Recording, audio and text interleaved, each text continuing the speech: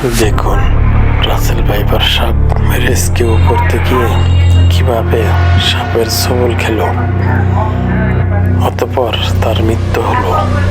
কোনো কিছুই অতিরিক্ত ফাজলামো একদমই ভালো না। সাপ রেস্কিউ করতে অনেক রিস্কের ব্যাপার,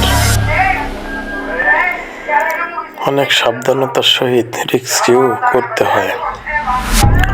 এভাবে সাপ নিয়ে ফাজলামো করলে তো খেতেই হবে। আমরা সাবধানতার সহিত সাপ রেস্কিউ করব। দেখতে থাকুন কিভাবে সাপের ছোবল খায়।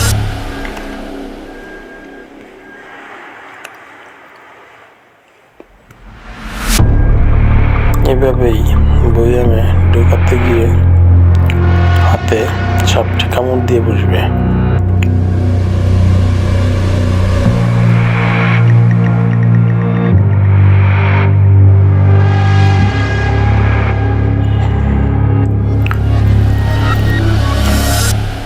কয়েকবার চেষ্টার করার পরেও সাপটি বয়ামে ঢুকছিল না।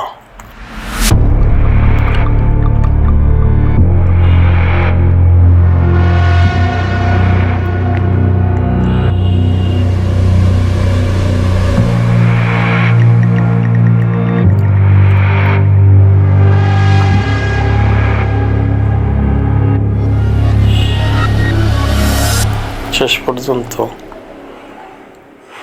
সাপে কামড় দিয়েই ফেলল।